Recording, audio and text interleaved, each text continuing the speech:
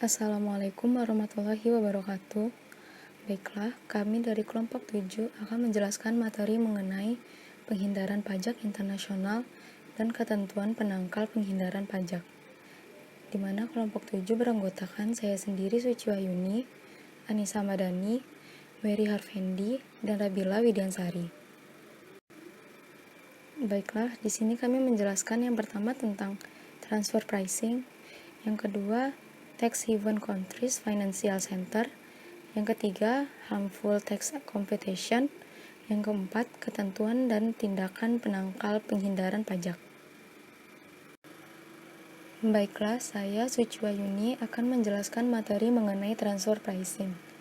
Transfer pricing itu sendiri adalah suatu harga jual khusus yang dipakai dalam pertukaran antara divisional untuk mencatat pendapatan divisi penjualan dan divisi pembelian. Transfer pricing ini sering dikaitkan dengan suatu rekayasa harga secara sistematis yang ditujukan untuk mengurangi laba yang nantinya akan mengurangi jumlah pajak atau bea dari suatu negara. Aturan yang mengatur transfer pricing dalam pasal 18 Undang-Undang Nomor 36 Tahun 2008 tentang Pajak Penghasilan, Peraturan Dirjen Pajak Nomor 32 Tahun 2011, dan Peraturan Menteri Nomor 213/PMK 03/2016. Tujuan dari transfer pricing. Secara umum, tujuan penetapan harga transfer atau transfer pricing adalah untuk mentransmisikan data keuangan di antara departemen-departemen atau divisi-divisi perusahaan pada waktu mereka saling menggunakan barang dan jasa satu sama lain. Selain tujuan tersebut, transfer pricing terkadang digunakan untuk mengevaluasi kinerja divisi dan memotivasi manajer divisi penjualan dan pembelian menuju keputusan-keputusan yang serasi dengan tujuan perusahaan secara keseluruhan. Selanjutnya yaitu tipe dan metode transfer pricing. Yang pertama, harga transfer dasar biaya. Perusahaan yang menggunakan metode transfer ini menetapkan harga transfer atas biaya variabel dan biaya tetap yang bisa dalam 3 pemilihan bentuk, yaitu biaya penuh ditambah markup, dan gabungan antara biaya variabel dan biaya tetap. Yang kedua, harga transfer atas dasar harga pasar. Apabila ada suatu pasar yang sempurna, metode transfer pricing atas dasar harga pasar ini merupakan ukuran yang paling memadai karena sifatnya yang independen. Namun, keterbatasan informasi pasar yang terkadang menjadi kendala dalam menggunakan transfer pricing yang berdasarkan harga pasar. Selanjutnya, harga transfer negosiasi. Dalam ketiadaan harga, beberapa perusahaan memperkenankan divisi-divisi dalam perusahaan yang berkepentingan dengan transfer pricing untuk menegosiasi harga transfer yang diinginkan. Harga transfer negosiasi mencerminkan perspektif kontralabilitas yang inheren dalam pusat-pusat pertanggungjawaban karena setiap divisi yang berkepentingan tersebut pada akhirnya akan bertanggung jawab atas harga transfer yang dinegosiasikan. Transfer pricing pada perusahaan multinasional. Kebijakan transfer pricing multinasional bertujuan yang pertama, memaksimalkan penghasilan global, yang kedua, mengamankan posisi kompetitif anak atau cabang perusahaan dan penetrasi pasar, yang ketiga, evaluasi kinerja anak atau cabang perusahaan mancanegara, yang keempat, penghindaran pengendalian devisa, yang kelima, mengontrol kredibilitas asosiasi, yang keenam, meningkatkan bagian laba joint venture, yang ketujuh, reduksi resiko moneter, yang kedelapan, mengamankan cash flow anak atau cabang di luar negeri. Pengertian dan tujuan penghindaran pajak berganda atau P3B. P3B adalah perjanjian internasional di bidang perpajakan antara kedua negara guna menghindari pemajakan ganda agar tidak menghambat perekonomian kedua negara dengan prinsip saling menguntungkan antara kedua negara dan dilaksanakan oleh penduduk antar kedua negara yang terlibat dalam perjanjian tersebut. Perjanjian ini digunakan oleh penduduk dua negara tersebut untuk menentukan aspek perpajakan yang timbul dari transaksi di antara mereka. Penentuan aspek perpajakan tersebut dilakukan berdasarkan klausul-klausul yang terdapat dalam teks treaty yang bersangkutan sesuai dengan jenis transaksi yang sedang dihadapi. Payung hukum persetujuan penghindaran pajak berganda atau P3B ini adalah pasal 32A Undang-Undang Pajak Penghasilan. Berdasarkan pasal ini, pemerintah berwenang untuk melakukan perjanjian dengan pemerintah negara lain dalam rangka penghindaran pajak berganda dan pencegahan pengelakan pajak. Tujuan perjanjian penghindaran pajak berganda. Pasal 32 Undang-Undang PPH menjelaskan dilakukannya perundingan dengan negara lain untuk membuat perjanjian perpajakan memiliki dua tujuan utama. Yang pertama, menghindari pengenakan pajak berganda, dan yang kedua, mencegah pengelakan pajak. Di samping dua tujuan utama tersebut, terdapat pula tujuan lain yang sebenarnya merupakan akibat bila dua tujuan utama tersebut tercapai. Dalam penjelasan pasal 32A Undang-Undang PPH juga dijelaskan bahwa perjanjian perpajakan yang dilakukan pemerintah ini adalah dalam rangka peningkatan hubungan ekonomi dan perdagangan dengan negara lain. Satu perjanjian perpajakan atau tax treaty bertujuan pula untuk mendorong arus modal, teknologi, dan keahlian ke suatu negara. P3B juga memberikan kepastian hukum kepada wajib pajak, memperlancar transaksi ekonomi antar negara, dan meningkatkan kerjasama antar negara. Menghindari pajak berganda. Pajak berganda bisa timbul jika seseorang atau badan memenuhi definisi sebagai subjek pajak dalam negeri antara dua negara. Dengan kondisi ini, maka orang atau badan ini akan dikenakan pajak dua kali juga atas seluruh penghasilannya. Masalah ini biasa dikenal dengan istilah dual resident. Untuk memecahkan masalah tersebut, akibat penerapan ketentuan perpajakan dua negara, maka kedua negara perlu melakukan perundingan untuk membuat persetujuan penghindaran pajak berganda atau P3B. Dalam P3B ini, nantinya akan diatur tentang hak pemajakan masing-masing negara untuk jenis-jenis penghasilan tertentu.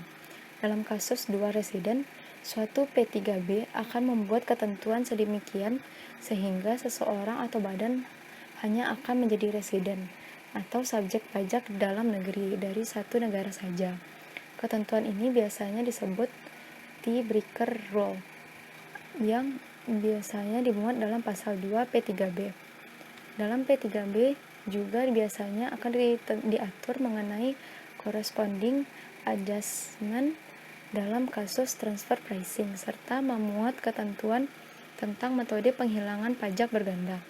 Corresponding adjustment mengandung makna bahwa jika suatu negara melakukan koreksi harga dalam suatu transaksi dengan lawan transaksi di negara lain, maka negara lain juga harus melakukan koreksi sebaliknya agar pengenaan pajak tidak berganda. Mencegah pengelakan pajak. Menghindari pajak bisa dilakukan dalam bentuk tax avoidance dan tax evasion. Tax avoidance biasanya dilakukan masih dalam koridor ketentuan perpajakan. Apabila penghindaran ini dilakukan masih sesuai dengan maksud dari pembuat ketentuan, maka penghindaran ini tidak menjadi masalah. Namun demikian, jika penghindaran ini dilakukan dengan mengakali peraturan yang tidak sesuai dengan maksud pembuat undang-undang, maka jenis penghindaran ini perlu dipermasalahkan. Penghindaran pajak dalam bentuk tax evasion bermakna penghindaran pajak dengan melanggar ketentuan pajak seperti tidak melaporkan penghasilan atau membebankan biaya fiktif. Dengan demikian, tax evasion berdimensi ilegal dan kriminal.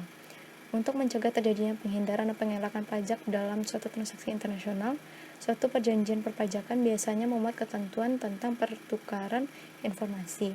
Informasi dari negara lain dapat digunakan untuk menyelesaikan kasus-kasus penghindaran atau pengelakan pajak seperti kasus treaty shopping atau memanfaatkan ketentuan tax treaty yang tidak semestinya, kasus transfer pricing atau kasus tindakan pidana perpajakan. Baiklah, saya Nisa Madani akan menjelaskan mengenai tax haven country.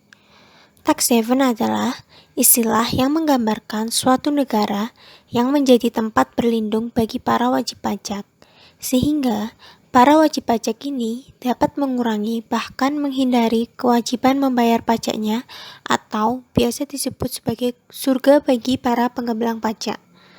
Tax haven diartikan sebagai suatu negara atau wilayah yang mengenakan tarif pajak rendah bahkan sampai 0% atau tidak mengenakan pajak sama sekali dan memberikan jaminan kerahasiaan atas aset yang disimpannya. Negara tax haven atau surga pajak pada dasarnya terdiri dari negara kecil dengan terbatasnya sumber daya alam. Pengelolaan pada terbatasnya sumber daya alam menyebabkan penghasilan yang tidak memadai, sehingga negara surga pajak membutuhkan sumber pendanaan lain untuk menggerakkan pemerintahan. Maksud dari kebijakan tax haven yang dilakukan oleh suatu negara atau wilayah adalah untuk menarik modal masuk dari luar negeri dengan cara mengalihkan pendapatan dari wajib pajak negara lain ke negara atau wilayah tersebut. Investor dari luar negeri ini akan memilih untuk menyimpan dan mengedarkan uangnya ke negara-negara tax haven ketimbang kehilangan uang karena pajak yang tinggi apabila menyimpan uang tersebut di negara asalnya. Hal tersebut kerap disebut sebagai skema tax avoidance. Adapun beberapa negara yang terkenal terhadap surga pajaknya yaitu Kepulauan Virgin, Bermuda, Kepulauan Cayman, Belanda, Swiss, Luxembourg, Jersey, Singapura, Bahama, Hong Kong, dan negara-negara lain. Baiklah, selanjutnya ciri-ciri tax haven country, antara lain, yang pertama, sebuah negara bagian, atau yurisdiksi dalam suatu negara yang menerapkan tarif pajak rendah bahkan 0%, tidak transparan dalam pemberian pelayanan administratif dan legislatif, terutama menyangkut masalah keuangan, memberikan struktur pajak istimewa hanya kepada perusahaan asing saja, tetapi tidak memberikannya kepada penduduk usaha lokal, menerapkan peraturan yang tidak memungkinkan pertukaran data keuangan dengan pemerintah negara lain, serta dimaksudkan semata untuk menarik investasi asing. Yang kedua, sebuah negara yang menerapkan tingkat pajak yang relatif rendah dibandingkan negara lainnya. Dan yang ketiga, suatu negara dengan tarif pajak rendah bahkan 0%, disertai layanan jasa keuangan dan hukum dengan kerahasiaan tinggi bagi warga dan perusahaan asing. Selanjutnya, laporan OECD pada 1998 berjudul Harmful Tax Competition and Emerging Global Issue menetapkan 4 kriteria untuk mengkategorikan bahwa suatu negara tergolong sebagai tax haven country, yaitu yang pertama, menerapkan tarif pajak rendah atau 0%, yang kedua, tidak adanya pertukaran informasi, yang ketiga, tidak adanya transparansi dalam pemungutan pajak, dan yang keempat, tidak adanya persyaratan aktivitas substansial bagi perusahaan. Selanjutnya, pada pasal 18 ayat 3C Undang-Undang Nomor 7 Tahun 1983 tentang pajak penghasilan, sebagaimana telah beberapa kali diubah terakhir dengan Undang-Undang Nomor 36 Tahun 2008, menyebutkan tax haven country sebagai alat perlindungan pajak yang berbunyi sebagai berikut. Penjualan atau pengalihan saham perusahaan antara conduit company atau special purpose company yang didirikan atau bertempat kedudukan di negara yang memberikan perlindungan pajak tax haven country yang mempunyai hubungan istimewa dengan badan yang didirikan atau bertempat kedudukan di Indonesia atau bentuk usaha tetap di Indonesia dapat ditetapkan sebagai penjualan atau pengalihan saham badan yang didirikan atau bertempat kedudukan di Indonesia atau bentuk usaha tetap di Indonesia. Pengertian tax haven ini sesungguhnya harus diterangkan dalam Peraturan Menteri Keuangan seperti diamanatkan dalam pasal 18 3E, tapi sampai saat ini belum ada peraturan tersebut. Sedangkan menurut Surat Edaran Dirjen Pajak Nomor SE 04-PJ-7-1993 menyebutkan kriteria dari tax haven adalah yang A. Negara tidak memungut pajak atau memungut pajak lebih rendah dari Indonesia. Selanjutnya, ada beberapa cara bagi seseorang atau suatu perusahaan memelihara keamanan dan kenyamanan kekayaannya dengan memanfaatkan keberadaan tax havens. Menurut buku tulis Tax Havens tahun 2000, ada 4 cara untuk melakukannya. Yang pertama, personal residency, yaitu dengan memindahkan domisili ke negara tax havens. Sejak abad ke-20, banyak orang kaya yang berpindah dari negara yang tinggi pajaknya ke negara yang pajaknya rendah karena di banyak negara dasar pengenaan pajak adalah tempat tinggal wajib pajak. Para pengusaha Indonesia pun ada yang memindahkan domisili perseorangan dan perusahaannya ke Singapura atau negara lain. Yang kedua, trading and other business activity, yaitu dengan mendirikan perusahaan lokal atau Special Purpose Vehicle Company (SPV) di negara tersebut. Keberadaan perusahaan lokal ini biasanya tidak ada secara fisik atau tidak membutuhkan tenaga kerja yang banyak. Perusahaan asing ini dapat memudahkan terjadinya transfer pricing untuk menghindari pajak di dalam negeri. Yang ketiga, asset holding, yaitu dengan menggunakan trust company untuk mengelola kekayaannya di luar, yaitu dengan cara menginvestasikan aset mereka ke trustee, yang merupakan pihak ketiga independen yang dipercaya pemilik aset untuk mengelola aset mereka. Aset ini bisa dikembalikan secara bertahap dalam jangka waktu yang ditentukan ke beneficiary atau penerima, yang bisa saja merupakan pihak yang memberikan aset ke trustee pada awalnya. Atau trustee ini menggabungkan aset tersebut sebagai modal untuk melakukan kegiatan usaha lain, biasanya lewat perusahaan cangkang atau shell corporation. Skema ini akan membuat aset awal menghasilkan untung, dan keuntungan dari bisnis oleh trustee ini tidak terkena pajak. Yang keempat, financial intermediary, yaitu dana yang dihimpun di negara rendah pajak, kemudian disalurkan ke berbagai negara yang pajaknya lebih tinggi.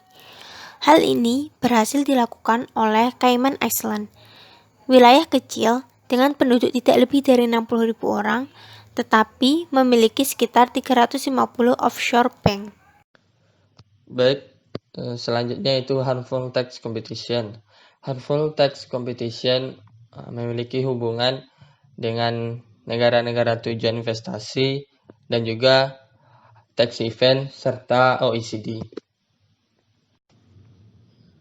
Yang pertama yaitu investasi. Saat ini, Indonesia sedang bersaing dengan negara-negara Asia Tenggara lain untuk menarik minat investor.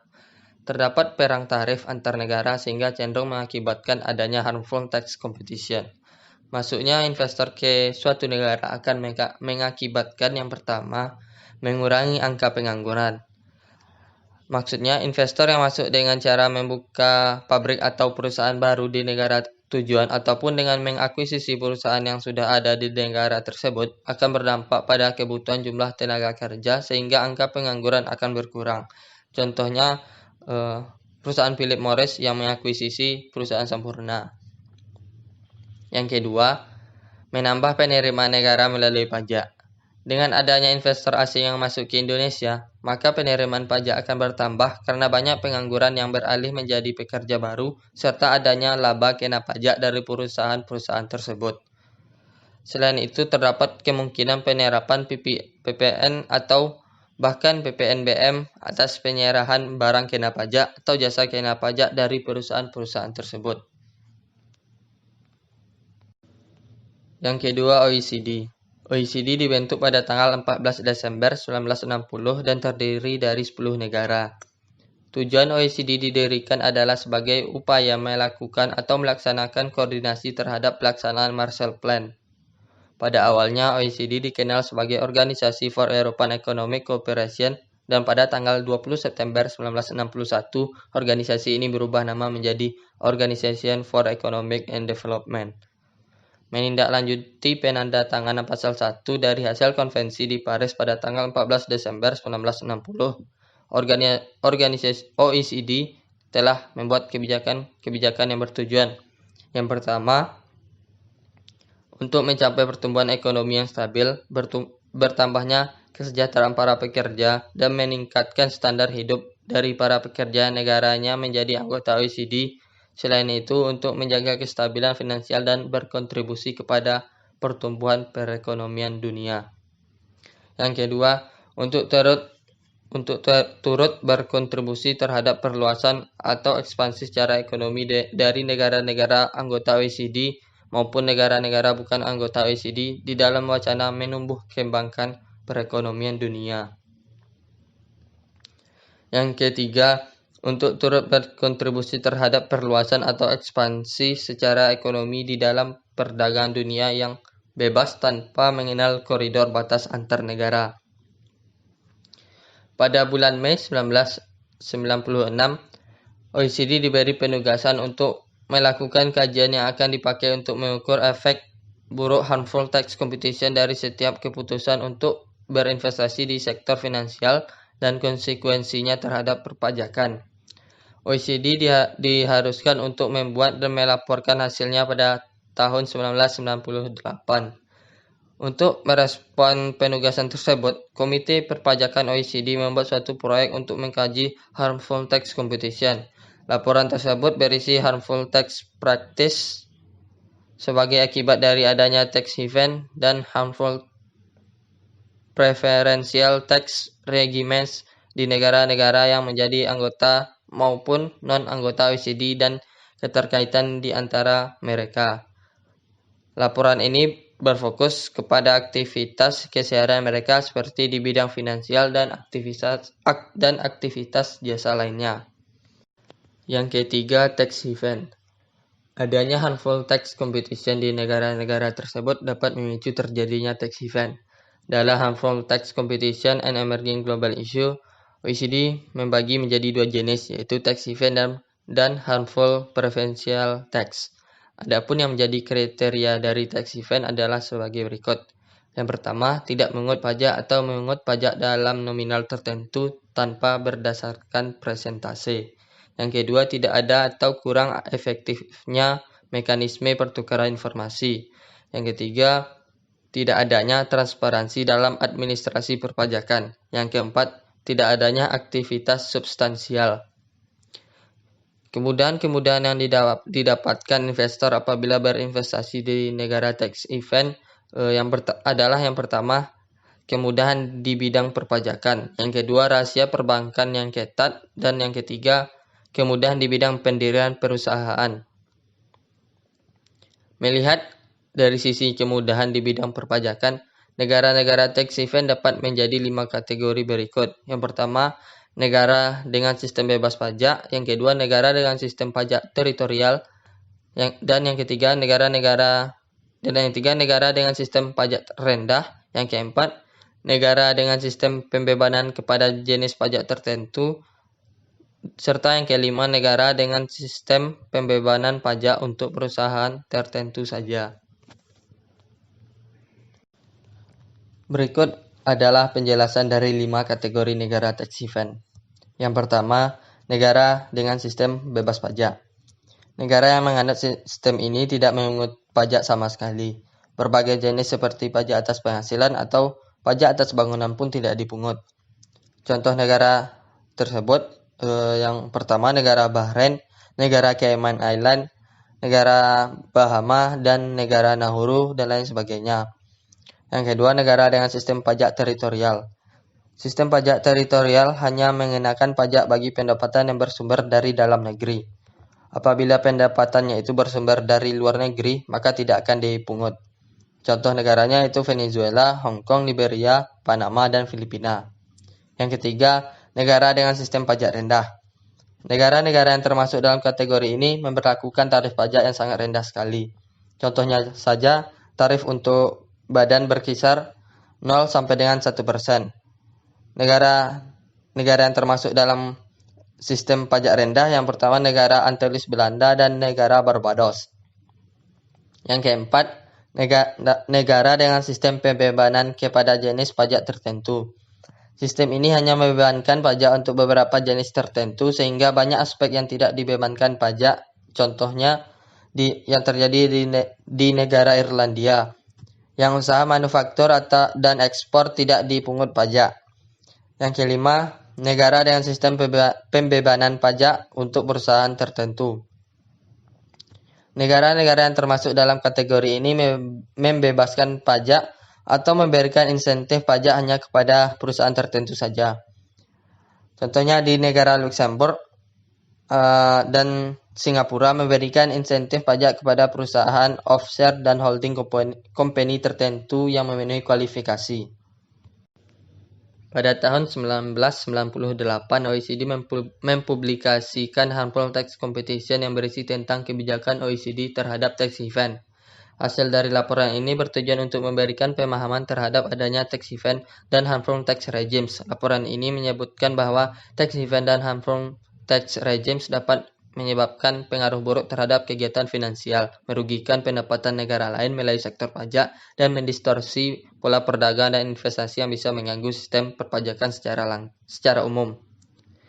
Definisi tax haven menurut OECD adalah sebagai berikut. Yang pertama, negara yang tidak memiliki aturan perpajakan dan menetapkan tarif pajak yang sangat rendah terhadap penghasilan. Yang kedua, negara menerapkan pajak, baik itu berasal dari individu maupun badan usaha, namun disertai dengan memberikan loopholes untuk menghindari pajak itu sendiri. Yang ketiga, negara yang memungut pajak atas penghasilan, tetapi apabila dibandingkan dengan negara lain, maka tarif pajak yang dikenakan di negara tax haven lebih rendah. Yang keempat, tax haven dapat didefinisikan sebagai negara yang membiayai kegiatan operasionalnya dari sumber bukan penerimaan pajak. Keberadaan negara tax haven inilah yang dimanfaatkan warga negara lain untuk menghindari kewajiban pajak di negara asalnya. Terdapat beberapa skema yang dapat dilakukan untuk menghindari pajak melalui tax haven, yaitu yang pertama transfer pricing, yang kedua thin capitalization, yang ketiga treaty shopping, yang keempat controlled foreign corporation.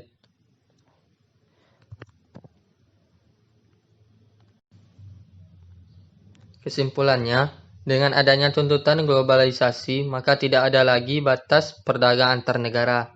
Semua negara bebas untuk memasukkan atau dimasukkan oleh barang-barang konsumsi atau jasa dari negara lain. Bagi negara-negara maju seperti Amerika Serikat, Jepang, Korea Selatan, Singapura, dan Inggris, dan lain-lain sebagainya, ekspansi merupakan suatu yang keharusan. Ekspansi dilakukan dalam rangka memenangi persaingan di dunia, dan hasil dari ekspansi itu akan menambah pundi-pundi kekayaan bagi pemilik perusahaan ataupun negara tersebut. Negara-negara berkembang contohnya adalah negara-negara di kawasan Asia Tenggara seperti Indonesia, Vietnam, Filipina, Myanmar tentu saja menjadi sasaran tujuan aliran modal bagi para investor luar untuk melakukan ekspansinya. Untuk dapat mengikat hati para investor tersebut, maka negara-negara berkembang seperti yang di atas, seperti Indonesia, Filipina, Vietnam, melakukan usaha-usaha agar terpilih menjadi target investasi oleh para investor tersebut. Harmful tax competition adalah bentuk persaingan yang tidak sehat di antara negara-negara tersebut untuk menarik investor sebanyak-banyaknya, seperti adanya kebijakan tax holiday yang dapat disebut sebagai insentif di bidang perpajakan, dan bahkan ada negara yang menjadi tax haven. Negara-negara tax haven inilah yang dijadikan surga pelarian bagi para investor asing untuk melakukan transfer pricing, sehingga yang tersisa hanya beban-beban, dan akhirnya negara sumber pendapatan tidak dapat mengut apa-apa karena perusahaan tersebut rugi, atau pendapatan digeser ke negara tax haven sedangkan kerugian diakui di negara sumber. Saya Rabi Auliansari akan menjelaskan mengenai ketentuan dan tindakan penangkal penghindaran pajak. Di banyak negara, skema penghindaran pajak dapat dibedakan menjadi dua, yaitu penghindaran pajak yang diperkenankan atau acceptable tax avoidance, dan penghindaran pajak yang tidak diperkenankan atau unacceptable tax avoidance. Yang pertama yaitu penghindaran pajak yang diperkenankan atau acceptable tax avoidance. Tax avoidance memiliki makna upaya yang dilakukan untuk menghindari pajak atau penghindaran pajak. Secara lebih jelas, tax avoidance dapat didefinisikan sebagai suatu upaya mendeteksi celah dalam ketentuan perundang-undangan perpajakan hingga ditemukan titik kelemahan dari perundangan tersebut yang memungkinkan untuk dilakukannya penghindaran pajak yang dapat menghemat besaran pajak yang dibayarkan. Dari definisi tersebut, tax avoidance tak ubahnya sebagai upaya yang dilakukan oleh wajib pajak, baik perorangan maupun badan hukum atau usaha, untuk meminimalisir pembayaran pajak. Lalu penghindaran pajak yang tidak diperkenankan atau unacceptable tax avoidance. Istilah lain yang sering dipergunakan untuk menyatakan penghindaran pajak yang tidak diperkenankan adalah aggressive tax planning, dan istilah untuk penghindaran pajak yang diperkenankan adalah defensive tax planning. Istilah tax avoidance biasanya diartikan sebagai suatu skema transaksi yang ditujukan untuk meminimalkan beban pajak dengan memanfaatkan kelemahan-kelemahan atau loophole ketentuan perpajakan suatu negara. Tax planning adalah upaya wajib pajak untuk meminimalkan pajak yang terutang melalui skema yang memang telah jelas diatur dalam peraturan perundang-undangan perpajakan dan sifatnya tidak menimbulkan disput antara wajib pajak dan otoritas pajak. Sedangkan tax evasion diartikan sebagai suatu skema memperkecil pajak yang terutang dengan cara melanggar ketentuan perpajakan atau ilegal, seperti dengan cara tidak melaporkan sebagian penjualan atau memperbesar biaya dengan cara fiktif.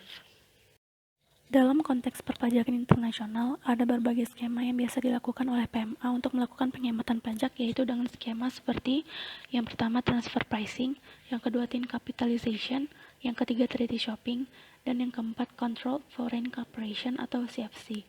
Pada umumnya dalam melakukan penghematan pajak tersebut, wajib pajak dapat menjalankan dalam bentuk yang pertama, substantive tax planning yang terdiri atas yang pertama, memindahkan subjek pajak atau transfer of tax subject ke negara-negara yang dikategorikan sebagai tax haven atau negara yang memberikan perlakuan pajak khusus atau keringanan pajak atas suatu jenis penghasilan. Yang kedua, memindahkan objek pajak atau transfer of tax subject ke negara-negara yang dikategorikan sebagai tax haven atau negara yang memberikan perlakuan pajak khusus atau keringanan pajak atas suatu jenis penghasilan. Yang ketiga, memindahkan subjek pajak dan objek pajak atau transfer of tax subject and of tax object ke negara-negara yang dikategorikan sebagai tax haven atau negara yang memberikan perlakuan pajak khusus atau keringanan pajak atas suatu jenis penghasilan. Yang kedua, formal tax planning, yaitu melakukan penghindaran pajak dengan cara tetap mempertahankan substansi ekonomi dari suatu transaksi dengan cara memilih berbagai bentuk formal jenis transaksi yang memberikan beban pajak yang paling rendah.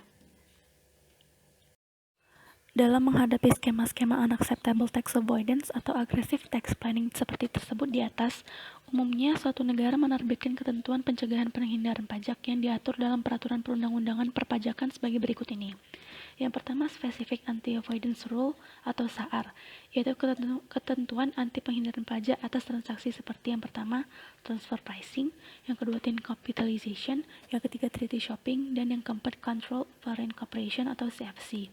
Yang kedua, General Anti-Avoidance Rule atau GAAR, yaitu ketentuan anti penghindaran pajak untuk mencegah transaksi yang semata-mata dilakukan oleh wajib pajak yang semata-mata untuk tujuan penghindaran pajak atau transaksi yang tidak mempunyai substansi bisnis.